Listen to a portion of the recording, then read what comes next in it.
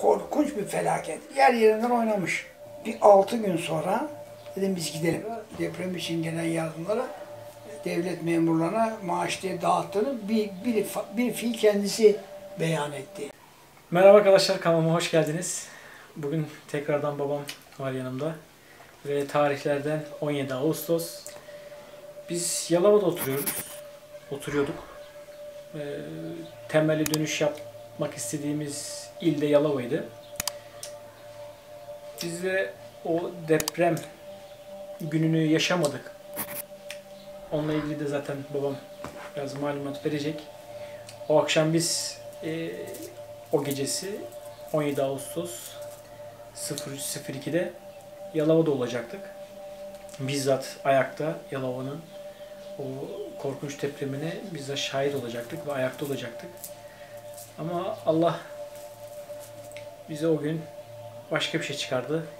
Ve babam buna sorarak ne oldu o gece, biz niye gidemedik ve 17 Ağustos'la ilgili senin görüşlerin, izlenimin neler oldu babacığım? Ben o yıllar burada çalışıyordum. O da dönüş tarihimiz değil mi? Temelli dönüm 1999-2000 tarihleri.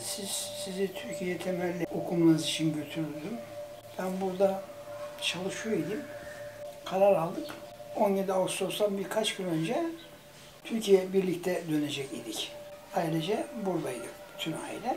Ben bir cumartesi arkadaşımın bir tanesi, Hasan abi bana yardım eder misin? Adamım yok. Wittenberg Plas'ta pazar yerim var. Lütfen gel bir gün bana yardım et dedi. Yapabilir miyim ben dedim. Yaparsın dedi ya. Tamam dedim, geleyim o halde. Yardımcı olayım dedim. Sabah ilk müşteriler Almanlar, Türkiye'de deprem oldu dediler. Ben de tabii ciddiye almadım.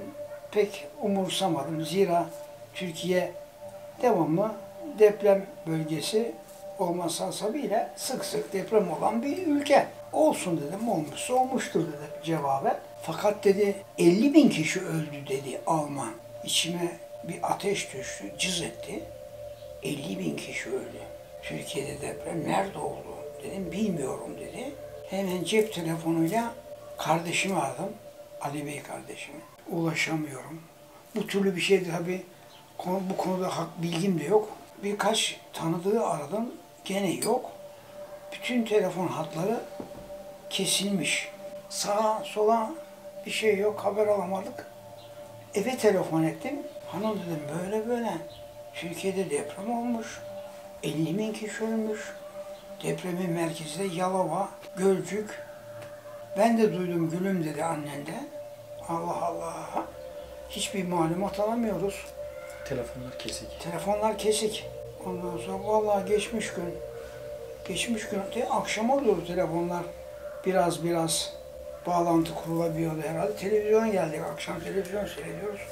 İşte anlatıyorlar şöyle oldu böyle oldu ama korkunç bir felaket. Ama korkunç bir böyle yer yerinden oynamış. Yalova'da bizim evde helikopterle resim çekiyorlar. Bizim evde tam caminin yanı ve minarenin yanı. Devamlı çekiyorlar. Seyirdim, acaba bizim ev görebilir miyiz? Görmemiz mümkün çünkü sahilde. Bizim ev gözükmüyor. Dedim herhalde bizim evde gitti. Gözükmüyor çünkü.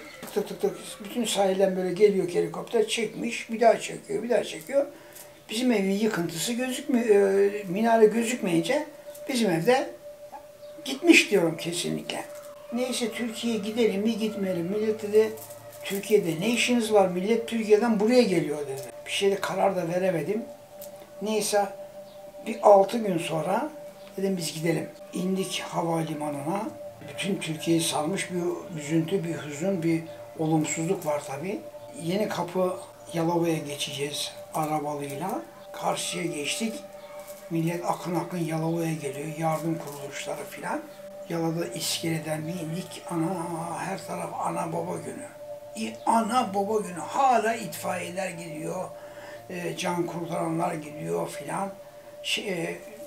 Şehrin merkezine doğru geldik. Bizim eve doğru geldik. Bizim ev gitmiştir kesin. Neyse evin köşeye döndük, evi gördük, ev duruyor. Allah Allah ne güzel. Fakat minare yok. O koskocaman taş minare olduğu gibi Bizim eve gelse bizim evi yıkacak. Karşı eve gelse karşı mesafe çünkü uzun değil sokakların arası. 4 yol ağzı böyle cami. Kubbeli cami adlı. Şimdi duyduğum kadarıyla orası da hasarlıymış. Yıkıyorlar şimdi. Yenileyeceklermiş. Ondan sonra camiye baktım, minare kocaman, minare yola boydan boya uzanmış. Duruyor öyle. 10 binlerce, belki 20 bin, belki 30 bin, belki 50 bin kişi öldü. O günkü rakamlara göre kimsenin kesin bir şey söylediği yok. Zaten 50 bin kişi falan kesinlikle öldü derse devletin orayı felaket bölgesi ilan etmesi gerekiyor imiş. Felaket bölgesi ilan ederse Marmara'da Türkiye'nin kalbi, ekonomisinin beyni bu sefer vergi filan alamayacaklarından dolayı rakamları fazla radikal rakamlara, reel rakamlara bildirmediklerini söylediler. Ne dereceye kadar doğru bilmiyorum.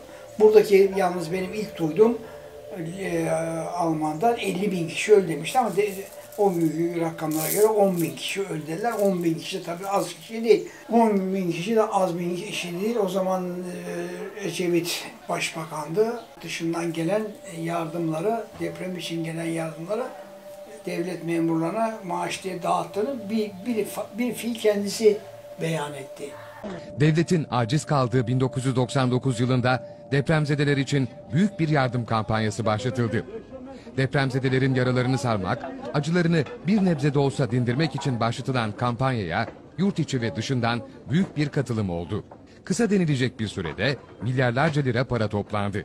Artık devlete düşen bu yardımları en doğru ve hızlı bir şekilde depremzedeler için kullanmaktı. Ancak bu yapılmadı, yapılamadı. Depremzedelerin gözyaşını dindirmek için toplanan o paralar devletin bütçe açığını kapatmak için kullanıldı. Bülent Ecevit, Devlet Bahçeli ve Mesut Yılmaz'ın liderliğindeki koalisyonun yardım paralarının sadece 50 milyon dolarlık kısmını deprem bölgesine gönderdiği ortaya çıktı. Dönemin Devlet Bakanı Recep Önal, 17-10-1999 tarihli gazetelerde yer alan açıklamasında yardım paralarının 500 milyon dolarlık kısmıyla memur maaşlarını ödediklerini itiraf etti. O zamanlar Türkiye'nin ekonomisi bugünkünden çok çok daha zor durumda imiş demek ki. Biz eve çıktık tabii. Hiçbir şey yokmuş gibi. Bir baktık bayram yeri gibi. Yer yerinde onarmış, mutfak olduğu gibi aşağı inmiş. Perdeler, kornişler, elle sökmek istesen saatlerce uğraşamam da indiremeyeceğim kornişler dibinden çıkmış. Perdeler, merdeler yerde. Ama o dedim, bizim o günkü şartlarda Esenköy'de bir yazlığımız vardı. Hanım dedim, buradan ne alabilirsek alalım, ne lazımsa zaruri eşyalarımızı biz oraya gidelim dedik. Oraya gittik. Biz tabii depremi yaşamadığımız için an olarak anına korkmuyoruz. Arkadaşımın birini eve davet ettim bir gün. Nerede senin? İşte burada, gel gidelim dedim. Yemek yiyelim. Peki dedi. Nerede oturuyorsun Hasan abi dedi. Şu üst kat dedim. Abi ben oraya çıkamam, korkuyorum dedi. Dev gibi adam. Ben hayretler içinde kalmıştım.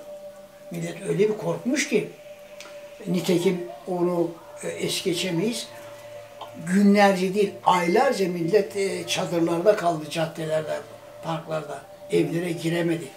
Bir tane Yalova vapuru vardı bizim tarihi. O vapurda kaldı insanlar.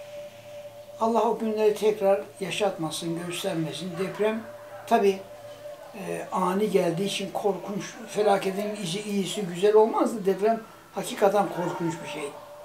Yani harpten sonra en büyük felaket herhalde deprem. Bir anda geliyor. Teyzemler de uzun bir süre çadırlarda kaldılar değil mi? Evet. Yalova'nın Bir de yazdı aslında. yazın sıcak. Yani aslında o da bir Felaket. Allah tekrar yaşatmasın, göstermesin. Ne bileyim, biz yaşadık. Bilahare görmek sureti. Yani Enes bildiğim kadarıyla oğlum, inan 4 katlı apartmanın 2 katı yere gömülmüş. 2 katlı apartman olarak kalmış. O tabii depremi yaşayanlar, çocukları o gün herhangi bir sebepten dolayı evi terk etmiş. O gün de deprem olmuş. Karısı, çoluğu, çocuğu hepsi taş altında, toprak altında kurtulacak diye bakanlar neler. Tabii korkunç bir psikolojik yıkıntı, ölüm. Adam depremden sonra bir çıkıyor 5. kattan. Diyor, temeli bir basıyor, 1. kat. Ya. Adam anlatıyor ya, ben diyor en üstte oturuyordum diyor. Altında daha 4 kat daha var. Biraz da işte, biraz da ne bileyim o zamanlar devlet denetimi, müteahhitler azmış, denetim yok diye olmayacak inşaatlar, olmayacak yolsuzluklar, huysuzluklar. Ayıp yani insanların 10 ton demir kullanacağına atıyorum inan 10 ton 5 katlık binaya 1 katlık bina demiri kullanmışlar. Gözümüzle gördük yani. O dünyanın en güzel teknolojisiyle o 5 katı devirmeye, yıkmaya kalksan o halde inmez yani. Toz yığını halinde toplar. Toz yığını böyle. Böyle bir şey olabilir mi ya? Acı. Allah kimseyi yaşatmasın. Kimseye İlla o ki bizim acıyı... yaşamımız, teknolojisi yaşamımız şartı yok. Ben de Ama- insanlara biraz hatırlatmak için bu videoyu sizlerle paylaşmak istedim. İzlediğiniz için çok teşekkür ederim. Bir dahaki videolarımda görüşmek üzere. Hoşça kalın.